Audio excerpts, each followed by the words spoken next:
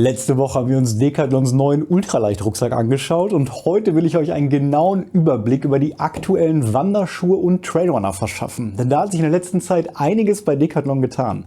Kann Decathlon hier mittlerweile mit den Modellen etablierter High-End-Marken mithalten? Welcher konkrete Schuh ist wirklich am besten und wie sieht es ja eigentlich mit dem Preis-Leistungs-Verhältnis aus? Und dazu habe ich mir alle in Frage kommenden Modelle besorgt und in den letzten Monaten und teilweise Wochen jeweils einzeln mal auf einer separaten Tour getestet und mir mal ganz genau angeschaut. Im Standard sind Trailrunner meistens flach und reichen knapp bis unter den Knöchel. Da gibt es aber auch Varianten, die über den Knöchel gehen können. Sofern ihr aber keine besonderen Probleme mit euren Knöcheln oder eine stärkere Tendenz zum Umknicken habt, würde ich auch hier immer flache Varianten erstmal empfehlen. Ja, und optimalerweise haben die Schuhe dann hier auf der Oberseite an verschiedenen Stellen Meshgewebe, was einerseits für ein gutes Klima im Schuh und andererseits dafür sorgt, dass der Schuh sehr schnell durch die eigene Körperwärme wirklich in Bewegung trocknen kann, auch wenn sie mal durch Regen oder bei einer Flussüberquerung komplett nass geworden sind. Die Alternative dazu sind wasserdichte Varianten, meistens durch Gore-Tex-Membran und als GTX gekennzeichnet. Und dabei verfolgt man dann das Ziel, dass der Schuh erstmal überhaupt nicht durch äußere Einflüsse von innen nass werden kann. Meistens passiert das dann aber trotzdem durch das eigene Schwitzen und sollte so ein GTX-Modell dann einmal von innen nass sein, vielleicht auch, weil die Membran nach einiger Zeit nicht mehr ganz so perfekt ist, hat man wirklich große Probleme auf Touren, den Schuh überhaupt noch mal trocken zu bekommen. Und das führt natürlich dann zu Problemen mit Blasen, generelle Hautreizungen und wenn man so eine Übernachtung hatte, will man natürlich morgens am besten einen trockenen und nicht sehr feuchten Schuh wieder reingehen.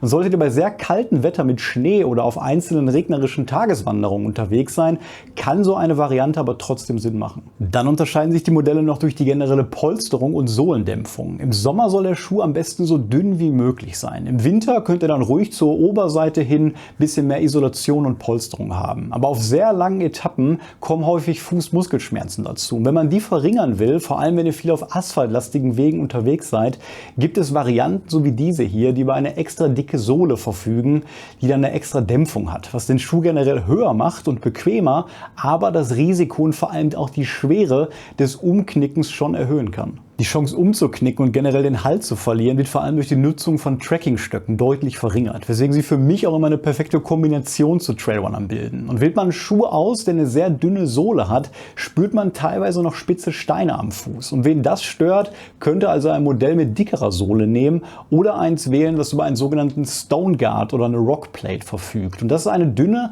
aber harte Schicht, die in der Sohle integriert ist, damit man im Prinzip keine Steine dadurch spüren kann. Als letztes gibt es noch den sogenannten Drop und der entscheidet darüber, wie viel Millimeter die Ferse durch den Schuh hinten erhöht wird. Und der richtige Drop hängt größtenteils von den eigenen Vorlieben und Gewohnheiten ab. Ein höherer Drop fördert generell eher eine Fersenlandung und verlagert einen größeren Teil der Stoßdämpfung aufs Knie. Ein niedriger Drop dagegen fördert eher eine Mittelfußlandung und verlagert einen größeren Teil der Stoßdämpfung dann auf den Fuß oder vielleicht sogar die Unterschenkelmuskulatur. Ich persönlich präferiere mal einen kleineren oder sogar gar keinen Drop, das gibt es auch. Und da ich dadurch eigentlich immer eine geringere Fußmuskelermüdung generell erfahre. Das kann aber definitiv gewöhnungsbedürftig sein, da klassische normale Schuhe eigentlich immer zumindest einen kleinen Drop von 4 bis 8 mm haben. Ich würde also für die allermeisten Touren Trailrunner empfehlen, die so leicht wie möglich sind, nicht wasserdicht sind, einen geringen bis mittleren Drop haben und über eine rutschfeste und sehr dämpfende Sohle verfügen. Die Wahl des richtigen Schuhs ist aber immer individuell und das ist ganz wichtig. Ich kann euch hier nur von meinen Erfahrungen berichten und zum Vergleich, ich habe Schuhgröße 44 und eher einen schmaleren Fuß. Ein Modell, was außerhalb von Decathlon all diese Punkte für mich vereint, ist der Altra Olympus 5, den ich auch häufig auf längeren Trails wirklich benutze. Der hat eine sehr dicke Sohle, eine gute Dämpfung, eine spezielle Vibram-Sohle für einen guten Grip. Der ist oben sehr luftig und hat als Bonus noch 2 Vorrichtungen vorne und hinten, um dann noch sogenannte Gamaschen zu befestigen, die dann wirklich den Dreck, gerade bei staubigen Etappen, von der Socke und dem generellen Schuh entfernen können. Ich versuche jede Woche ein Video über Ausrüstung, Packlisten oder Touren für euch kostenlos bereitzustellen. Solltest du meinen Kanal gerade noch nicht abonniert haben, würdest du mir wirklich unglaublich damit weiterhelfen, das jetzt einmal zu tun, sodass ich in Zukunft die Möglichkeit habe, noch spannendere Themen rund um unser gemeinsames Hobby zu beleuchten. Vielen Dank. Schauen wir uns jetzt mal an, was Decathlon im Vergleich dann mittlerweile zu bieten hat. Und als erstes habe ich mir den Kalenji JF 190 Grip ausgesucht. 44 €, 8 mm Drop und etwa 327 Gramm. Und der hat mir überhaupt gar nicht gefallen. Absolut letzter Platz. Hier stimmt für mich wirklich absolut gar nichts. Kann ich nicht anders sagen. Der sieht, finde ich, vom Style gar nicht so schlecht aus und in der Theorie auch wie ein funktionierender Trailrunner. Aber zuerst die Lasche hier oben. Die war so dick, dass die einfach nur gedrückt hat, sowohl an den Seiten als auch oben, also sehr unbequem. Ich hatte nach einer 15 Kilometer Wanderung tatsächlich hinten in der Ferse danach eine kleine Abschürfung, was auf jeden Fall bei einer längeren Tour zu einer Blase geführt hat. Dann war das Klima auch total schlecht, obwohl der Schuh gar nicht als wasserdicht beworben wird. Ich habe also sehr stark geschwitzt und das jetzt hier noch bei meinem Test noch im März zum Beispiel. Die Zehenbox hier oben, die sollte optimalerweise auch immer bei Trailrunner ein bisschen breiter sein, damit man im Prinzip vorne an den Zehen links und rechts keine Blasen bekommt. Die ist hier fairerweise noch ein bisschen breiter, das hat mich nicht so gestört, aber generell war die ganze Form auch so komisch, dass mein Fuß im Schuh sehr weit an der Innenwand immer lag und rechts viel mehr Platz als links war. Deswegen günstig ist er, 44 €, Optik auch okay, aber ja, den gibt es auch in Schwarz übrigens, ansonsten für mich aber gar nicht zu gebrauchen und keine Empfehlung. Als nächstes kommt der Kiprun XT8 für 80 € mit 8 mm Drop und 346 Gramm Gewicht. Normal liegt ein Trailrunner immer zwischen 300 und 350, das heißt, man ist hier so ein bisschen auf der schwereren Seite. Und der ist für mich eigentlich wie der große Bruder des JF 190, auch schon von der Optik. Gefällt er mir eigentlich auch ganz gut, da gibt es natürlich auch mehrere Farben und generell war das auf jeden Fall ein Upgrade. Also der fühlt sich luftiger an, der fühlt sich bequemer an, da hatte ich keine Abschürfungen, Blasen, sonst was. Die Lasche hier oben war im Vergleich dünner, da hat auch nichts gedrückt. Leider muss man sagen, ist der wirklich sehr schmal. Gerade auch vorne die Zehenbox, da kam meine Zehen schon wirklich links und rechts dran, was jetzt für mehrere Tagesetappen nicht so gut ist. Die Dämpfung ist auf jeden Fall hier auch deutlich besser, also auch von unten sehr bequem. Auf Asphalt hatte ich da keine Probleme. Komischerweise, wenn wir uns den von unten anschauen, haben wir hier wirklich ja, eine gute Grip-Sohle und die wird auch extra bei Decathlon beworben, dass die halt sehr rutschfest ist und ich weiß nicht genau warum, weil sie nicht danach aussieht. Ich bin damit schon ganz gut weggerutscht mal, auf Laub, ein bisschen Matsch, also das würde ich hier so mittel bewerten. Generell fühlt sich das für mich eher wie ein Jogging-Schuh an, ein Running-Schuh. Und nicht jetzt wie ein Schuh, den ich zum Wandern tragen würde. Er ist aber definitiv nicht schlecht. 80 € wäre mir jetzt hier vielleicht nicht wert für das, was ich jetzt so getestet habe. Deswegen eine mittlere Empfehlung. Dann haben wir noch ein sehr interessantes Modell, nämlich den Quechua NH50. Das Interessante daran ist, dass der nur 15 € kostet. 363 Gramm wiegt und der Drop war ja gar nicht genannt. Ich glaube, es sind 5 mm, vielleicht ist damit aber auch die Innensohle dicke gemeint. Das ist natürlich was sehr Günstiges, was sehr Einfaches. Das fand ich aber in der Vergangenheit bei Decathlon immer interessant. Ich zum Beispiel laufe mindestens 80 bis 100 Kilometer die Woche und trage diese Schuhe und habe da natürlich auch einen größeren Verschleiß. Deswegen reizt es natürlich schon, da ein preiswerteres Modell zu finden.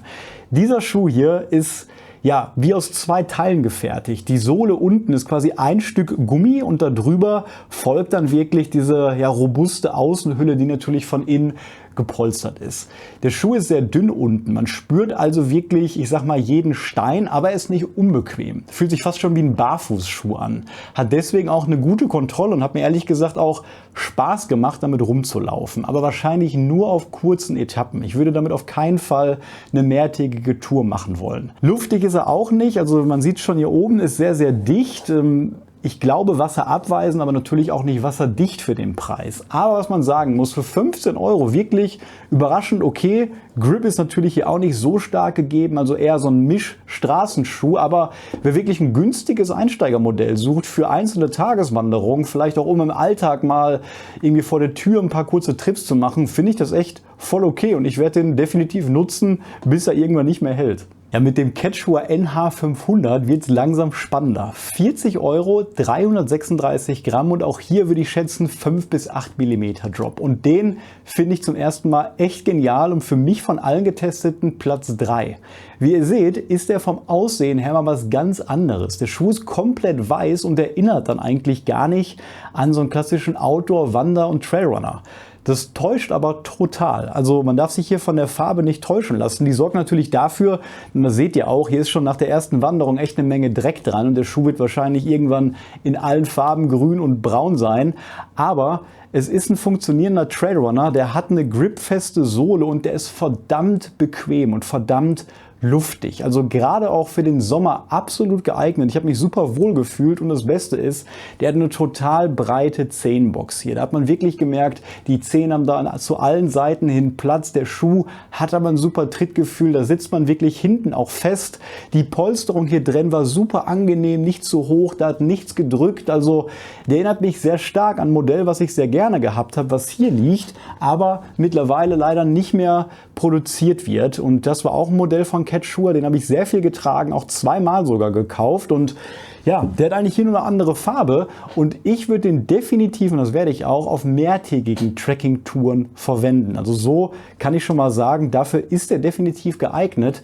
Und ich finde für 40 € und wer das Weiße vielleicht auch mal mag, weil es echt was anderes ist und ja, machen wir uns nichts vor, viele Outdoor-Schuhe sind nicht gerade ein modisches Highlight, wenn man darauf Wert legt. Da ist so ein weißer Schuh, finde ich, für sommerliche Tageswanderung auf jeden Fall geeignet, vor allem für den Preis auch. Und sehr interessant, weiter geht's mit dem Kiprun TR2. 60 €, 8 mm Drop und nur 320 Gramm. Damit wirklich auf der leichteren Seite und auf jeden Fall mein Platz 2. Und dieser Schuh gefällt mir so gut, weil er wirklich, und das habe ich auch gemerkt, quasi der Nachfolger von meinem Modell ist, das ich damals so gerne getragen habe und sogar zweimal nachgekauft habe. Damit habe ich zum Beispiel den ganzen West Highland Way gemacht. Und der ist wirklich von der Konstruktion, aber nicht von der Farbe, der alte war blau, wirklich sehr, sehr ähnlich. Und das Konzept hat mir schon immer gut gefallen. Der ist wirklich auf der sehr leichteren Seite mit 320 Gramm.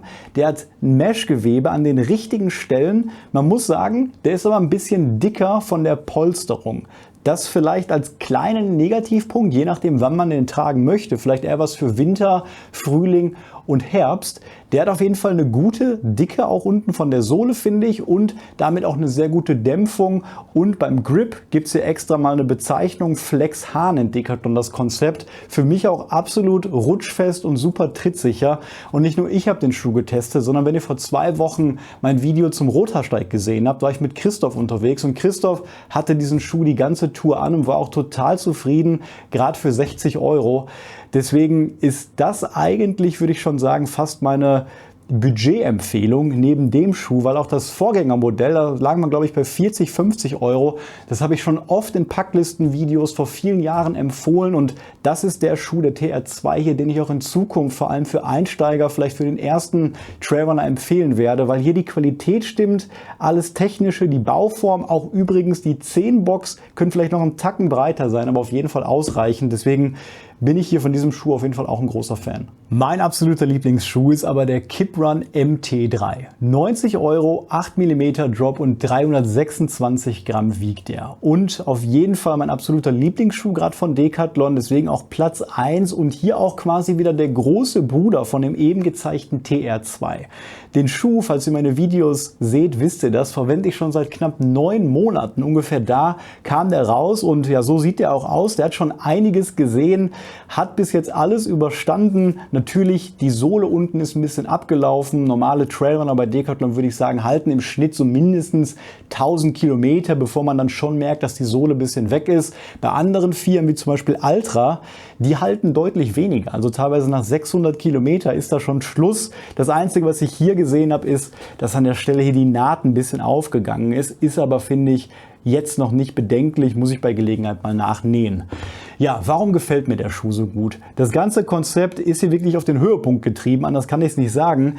Im Vergleich zum TR2 ist er sehr, sehr luftig. Das heißt, hier an den Seiten haben wir Mesh und die Polsterung ist fast gar nicht vorhanden und sehr, sehr dünn. Ich präferiere das immer, laufe auch mit sehr luftigen Schuhen lieber im Frühling, Sommer und Herbst. Wenn es wirklich sehr, sehr kalt wird, dann nehme ich eigentlich komplett andere Modelle mit. Auf all meinen Touren hatte ich hier noch nie Blasen und das liegt einerseits an der mit Abstand breitesten Fußbox, die hier alle Trailrunner bisher gehabt haben. Das finde ich persönlich immer sehr, sehr wichtig und dieser Schuh wird auch extra wirklich für ultraleichte Trekking-Touren zum Beispiel beworben. Auch hier hatte ich persönlich bis jetzt noch keine Fußmuskelschmerzen, muss dazu sagen, wenn ich aber wirklich Etappen von 40, 50 Kilometer habe, auch mit viel Asphalt, dann greife ich immer zu Schuhen mit noch dickerer Sohle, wie den Altra Olympus zum Beispiel. Aber es macht einfach sehr viel Spaß, mit dem Schuh zu laufen. Man hat ein super Trittgefühl.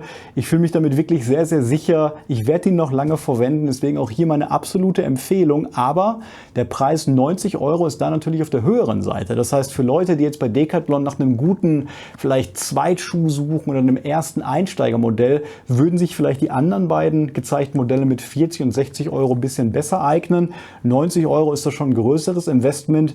Ich finde aber auf jeden Fall sein Geld wert hier. Ein Modell, von dem ich mir noch ganz viel dann erhofft hatte, war der Kiprun KS 900 in der zweiten Variante. Der kostet normal 140 €. Ich konnte ihn im Angebot für 100 € kaufen, aber damit schon sehr, sehr teuer. Wiegt nur 316 Gramm und hat hier nur 6 mm Drop, also ein bisschen weniger.